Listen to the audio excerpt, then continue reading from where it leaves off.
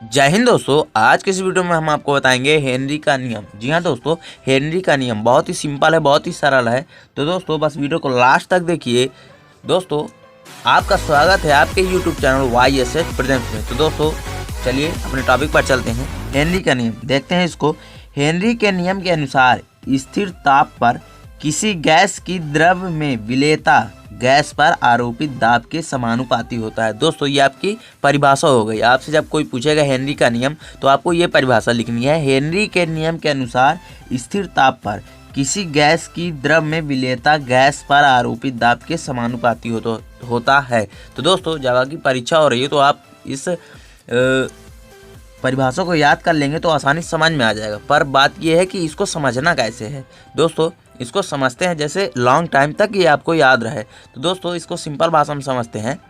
अर्थात जब ताप को स्थिर रखा जाता है, तो दोस्तों स्थिर यहाँ पर ताप को स्थिर रखने की क्या बात होती है। दोस्तों जब आपके घर में खाना बन रहा होता है तो आप किसी बर्तन को चढ़ाते हैं तो उस पर आप स्थिर ताप रखते हैं। कैसे रखते हैं, जैसे आप 100 डिग्री सेल्सियस रखते होंगे तो उसको 100 डिग्री सेल्सियस पे उस खानों को पकने देते हैं। जब वो पक जाता है तो आप ताप बंद कर देते हैं। उसी प्रकार से यहाँ पर भी स्थिर ताप रखना है। अगर आपका 50 डिग्री सेल्सियस है, यहाँ भी वही बात होती है कि स्थिर ताप पर आपको मतलब इस हेनरी का नियम का प्रयोग करते हुए आपको स्थिर ताप रखना है। जैसे आपको 50 डिग्री सेल्सियस है तो आपको 50 डिग्री सेल्सियस पर ही इसका प्रयोग करते रहना है। इसको घटाना बढ़ाना नहीं है, मेन टॉपिक यही है। तो दोस्तों आगे चलते हैं।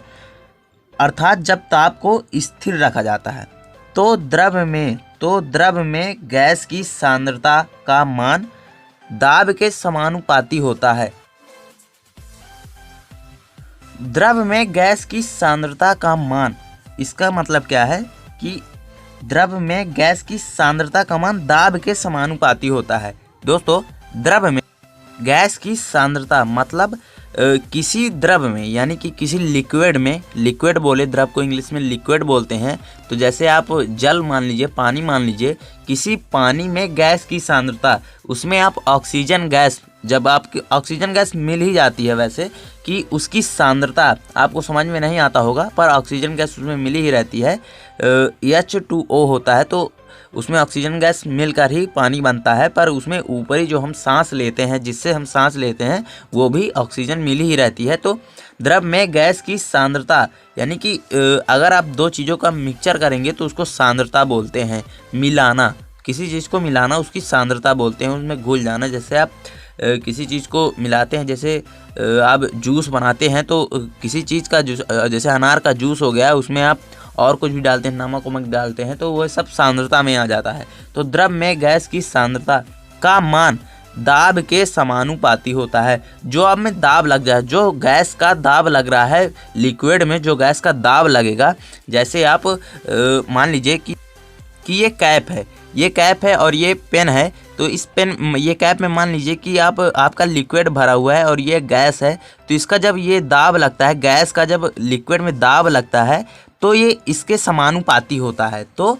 सांद्रता का मान द्रव में गैस की सांद्रता का मान दाब के समानुपाती होता है। दोस्तों इसे ही हेनरी का नियम बोलते हैं। यही आपका हेनरी का नियम हो गया। दोस्तों बस आराम से समझिए इसका। दोस्तों सूत्र क्या बन जाएगा, सूत्र ये बनेगा आपका कि इसको फिर समझते हैं। अर्थात जब ताप को स्थिर रखा जाता है तो यहाँ से आपका सूत्र बनता है। तो द्रव में गैस की सांद्रता यानी कि यम सांद्रता का मान दाब के समानुपाती होता है। तो यम प्रोपोर्शनल टू पी, दाब को पी से प्रदर्शित करते हैं, पी। तो इसको देखते हैं। तो यम जब आपका प्रोपोर्शनल हटता है तो एक नियतांक आता है, स्थिरांक आता है। नियतांक बोलें या स्थिरांक बोलें एक ही बात है। तो यहाँ पर ये प्रोपोर्शनल हटेगा तो यहाँ पर एक आ जाएगा। तो यम इक्वल टू के ये स्मॉल के है, के पी, ये के यहाँ पर नियतांक है।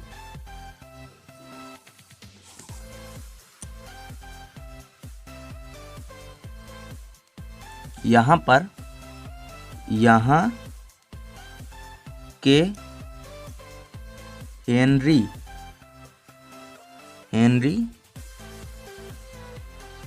नियतांक या स्थिरांक है। नियतांक बोलें या स्थिरांक बोलें एक ही बात है। यह स्थिरांक है, यहाँ पर के स्थिरांक होता है तो इसका मान कुछ नहीं होता, इसका मान एक ही होता है। तो इसका हो जाएगा यम इक्वल टू, इसको आप यही आपका सूत्र मान लीजिए, यही आपका सूत्र बन गया, यही आपका यम इक्वल टू के पी। यहाँ पर आप कोई पूछेगा तो के क्या है, तो यहाँ पर आप बता देंगे कि हेनरी स्थिरांक है या नियतांक है। तो दोस्तों इसकी सीमाएं देखते हैं, इसकी सीमाएं यानी कि इसका प्रतिबंध क्या क्या है, इसमें प्रतिबंध क्या क्या है। तो सीमाएं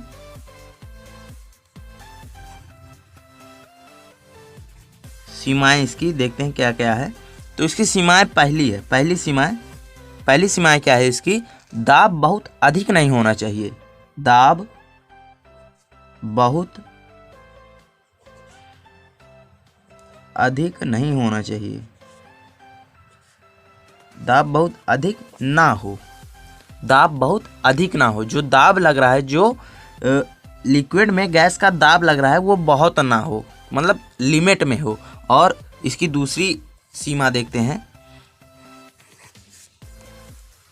ताप बहुत कम ना हो,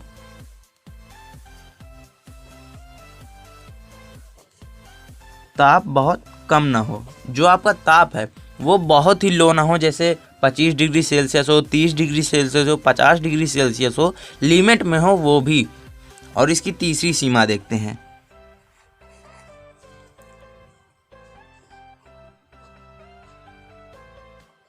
विलयन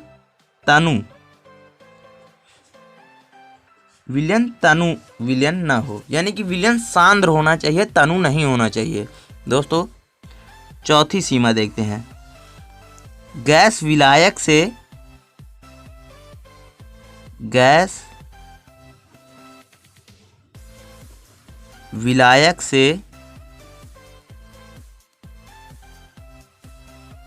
रासायनिक अभिक्रिया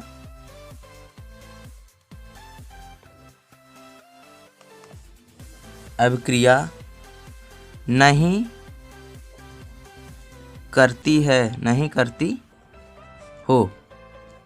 इसको समझते हैं दोस्तों कि ये क्या बोल रहा है कि गैस विलायक से रासायनिक अभिक्रिया नहीं करती हो, मतलब आपको जो आपका लिक्विड हो तो उसमें आपको ऐसी गैस का दाब डालना है जो उससे मतलब रिएक्शन ना कर पाए, कि ये नहीं कि आप ऐसी गैस डालने की रिएक्शन करके आप ब्लास्ट हो जाए, कुछ भी हो जाए, उसका अलग ही रिएक्शन ना हो जाए, ऐसे आपको गैस का प्रयोग नहीं करना है। आपको ऐसा करना है कि जैसे आपका मान लीजिए लिक्विड है, आपका पानी हो गया तो आपका गैस हो गया O2 हो गया, यानी कि ऑक्सीजन हो गया, तो उसमें कोई रिएक्शन नहीं होता है। दोस्तों यही मतलब इसका टॉपिक हो गया। तो दोस्तों यही आपका हेनरी का नियम हो गया। तो दोस्तों अगर वीडियो पसंद आए तो लाइक करें, शेयर करें। अगर आपको कोई भी प्रॉब्लम हो तो कमेंट बॉक्स में ज़रूर कमेंट करके बताएं। दोस्तों अगर आपको ऐसी इंपॉर्टेंट वीडियो चाहिए तो हमारे चैनल को सब्सक्राइब करें और बगल में बेल आइकन की बटन को ज़रूर दबा दें, जिससे अगली वीडियो आपके पास सबसे पहले पहुँचे। धन्यवाद।